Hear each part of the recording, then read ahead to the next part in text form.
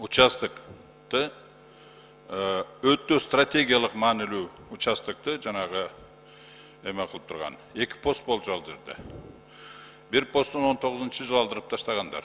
Аны биз жакшы билебиз. Азыр эми 2-чи пост жанагы дача деген пост ошондон алдырып атабыз. Эгер буларды ала турган болсок, биз ушул участоктун контролун толугу менен жоготабыз дагы. Толугу менен сойломо жол менен кирип, ошол участокты ээлеп алганга ачыктан ачык жол берип атабыз. Экинчи маанилүү участок бул Кык деген жайлообуз бар. Ал чыгыш жагында Боруктон. Ал жерде токойлорубуз, кенен жайлоолорубуз бар. Ошол жерди коргош үчүн жанагы Булак башы деген пост коюлган болчу. Биз аны да алып коюп атабыз. Ал как раз ошол жерлерибизди сойломо жол менен алып колбоо үчүн, ошондой аракеттер болгон үчүн коюлган болчу. Ошол мына канча жылдан бери ошол сойломо биздин жерди басуу жолуну кармап турган. Азыр эми ошол жолду ачып берип атабыз. Эми дагы бирме эмебиз Керевшин деген аябай чоң дагы жайлообуз бар. Ал жерде токойлорубуз, анан тышкары Аксай сайынын башы, дарыябыздын башы ошол жерде. Ошол как раз ошол жерлерди сойломо жол менен алып койбош үчүн, ошол жол сойломо жолду жабыш үчүн ошол Тамдык деген заставаны койгон бул сөз багында. Ошол жерлерди контролго алып, ошол жерлерди алдырып койбош үчүн, ошол жерде контрол кылыш үчүн биз ошол койгончу. Азыр ал Тамдыкты да алып салдык. Значит, ошол жерлерди сойломо жол менен ээлей береттер. Эми дагы Катта Тузду айта турган болсок, Катта Туз бул Кыргызстанда нефть, газы бар кен почти жок эле. Ошол Катта Туз нефть, газ бир топ запасы бар нефть, газ кени бар. Ошол жерди тосуш үчүн, ошол жерге дагы тажиктер ээлейбиз деп, бүгүнкү күнгө чейин ошонун газы менен тажиктер колдонуп келатат незаконный. Ошол жерди бир жолу алып койбош үчүн ошол пост коюлган. Азыр бүгүн ал посту дагы алып атабыз. Значит, ошол биздин кенибизди басып алганга ал жерде эч ким жашабайт. Тосо турган эл жок ал жерде. Тажиктер кирип басып алышка ачыктан ачык жол ачып берип атабыз. Анан эми жанагы кече 42-чи протоколду койгондо ушул бүт посттор алынды. Ошол посттор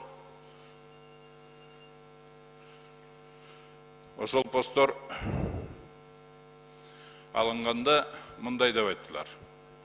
Ошол посттор, оказывается, азыркы аскердик согуштардын булагы эмиш. Анан ошол эле постторду алып кала турган болсок, булагы жоголот экен дагы түбөлүккө тынчтык болот эмиш. Бул абдан чоң мындай адашып атабыз да биз жолубуздан. Абдан чоң. Анан настолько поверхностный анализ, настолько простой, примитивный анализ. Буга эч ким ишенбейт. На самом деле, жанагы кагылышуулардын булагы совсем башка жакта. Кагылышуулардын булагы бүгүнкү Тажикстандын бийлигинин расмий саясатында болуп атат. Ал расмий саясатыны жанагы Тажикстандын тышкы иштер министри оондо выступать этип ачыктан жарык эле айтып койду. Ар түрдүү жалган жалаяктар менен жалаяктарды сүйлөп туруп мындай деп айтып атат. Биринчиси, биздин өтө терең, мына цитатасы менен айтам. Биздин өтө терең өкүнүшүбүзгө дейт, байланыштуу кыргыз тарап 1950-жылдардан бери дейт, өзүн билемдик менен тажиктердин жерин кылдаттык менен басып келишүүдө дейт. Ушул күнгө чейин дейт, Кыргызстан 2110 квадратный километр ашык жерди мыйзамсыз ээлеп келет дейт. Совершенно необоснованный территориальный претензия. Биз аларга 1 метрге дан претензия койгон жокпуз ушул кегише. А булар 1110 квадратный километрге претензия коюп атат. Биздин Баткенде болгон эле 17.000 квадратный километр жери бар. Анын деле 90% тоо. Жалаң жерлери өтүп кетсе 3000 квадратный километр. Ошон 2000 квадратный километрге претендовать этип ататтар булар. Эми экинчиси эмне деп атат? Тилекке каршы дейт. Кыргыз тарап протоколдун негиздерин аткарбай жатат дейт. же болбосо аскердик жана оор техниканы дейт алып кетмиш болуп дейт айылдарга катып коюшту дейт. Башкача айтканда аскери туруктуу дислокациясында эмес дейт. Ушуга байланыштуу дейт чек арадагы эмки кезектеги дейт согуш кагышуулар кыргыздардын жоопкерчилигинде болот деп эсептейбиз деп атат. Мындайча айтканда тажиктер ушул претензиясы менен дүйнөлүк коомду өздүгү эмдиги обширный агрессиясыга жол ачып атат. Дүйнөлүк коомду даярдап атат. Аччык эле даярдап атат. Ал эми манабы алардын эмеси жанагы эмеде Ятимовдун жанагы берген интервьюсунда сразу 42-ші протокол коюлду. Бул аччык эле айтып атат. Мир будет соблюдаться до тех пор, дейт, пока будет соблюдаться требования протокола 42, дейт. Ушул эле сөздү 21-жылы согуштан кийин 39-чы протоколду дагы кол койгондо ушул эле сөздү айтты. Азыр бирме-бир кайталады ушуну. Откровенная угроза военной агрессии. Бул протоколдор 39-чы протоколдан, 42-чы протоколду мыйзамсыз эмес. Себеби они подписаны под принуждением. Мажбурлап колдурду ошолго колду. Под угрозой военной агрессии, обширной, полноценной войной угроза кылып туруп койдурду. Бул деген аччык эле агрессиянын эмесин жүргүзүп ататтар. Откровенно эле. Во всеуслышание бүт бардыгы дүйнөнүн алдында айтып атат. Ошондуктан бул эмелер эмеге алып келбейт, тынчтыкка алып келбейт. Ошондуктан мен сиздерге эмнени сунуштайт элем. Берде мен биринчиден еще эме болгондо эле, биринчи согуш болгондо эле, февралда эми башталганда эле мен сунуш кылдым эле. Ушул тажик маселесине кандай протоколдор коюлган болсо, ошол протоколду шылтоо кылып, бизге нападение кылып, провокация кылып, согушту ачкандардын ошол шылтоо кылып аткан протоколдордун бардыгын изучать этели деп комиссия түзүп. Ошолордун баарын изучать этип, ошону системага салайт. Анан кийин ошол кайталанбаш үчүн эмне кылыш керек ошол чечимдерди. Анан кийин ошол протоколдор толугу менен жокко чыгарып салыш керек. Себеби ал протоколдор коюлмаганы менен эч кандай процессуальный жолду өткөн эмес. Ратификация болгон эмес. Ошондуктан 10го жакын протоколубуз ошол жерде висячка кылып, тажиктерге шылтоо берип атат. Биз жака агрессия кылганга. Еще ошого шылтап туруп, дүйнө жүзүн даярдап атат. Biz agresiya kılavuz. Sebebi Kırgızlar moğonday деп. Bizdi agressor kılıp atatlar. Oşonduktan bunu men oylayım bul emeni uşul vaka çeyin komissiyanın emesi bol elek.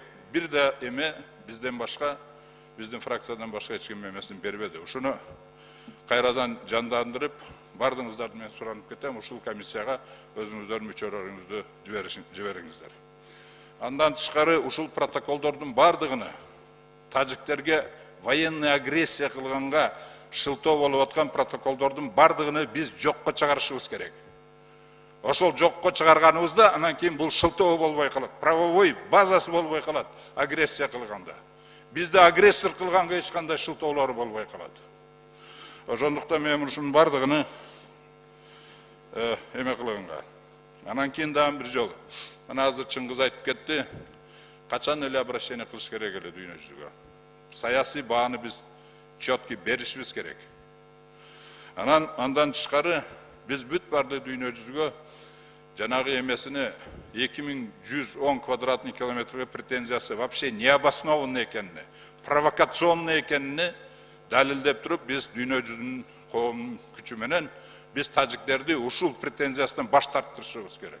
Тажиктер пока ушул саясийдан, расмий саясатыдан баш тартпаса, согуш бола берет. Андан тышкары ушуга таянып туруп, полномасштабный согуш объявлять этет бизге. Себеби алар ойлоп атат, биз азыр алсызбыз деп. Кыргызстан алсыз деп. Эми дагы бир нерсе. Ондун выступлениясында биздин президентибиз так эле 91-жылдагы Минскиде, андан тышкары Алматинский соглашенияда байга эсенге түзүлүп атканда, дан кичине улантып коесуздарбы? Мен бүтүп эле калдым. Түзүлүп атканда ошон пунктумен конкретный жазылган, что пограничный вопростарды решать эткенде СНГ ортосунда СССРдин вагыдагы административный границаларды республика ошону 94 жылы Ельциндің емесінде, бұл мен сөзім емес, президенттің сөзі, Ельциндің руководствосында қайранан ошоға қол қойғандар, бардығы. Мұның бардығы президенттер қол қойған, и бүт бардығы парламенттер ратификация қылған. Ошондуктан бұл ең мирный, ең компромисстүү, ең тез чечиле турган жол. Ушул жол.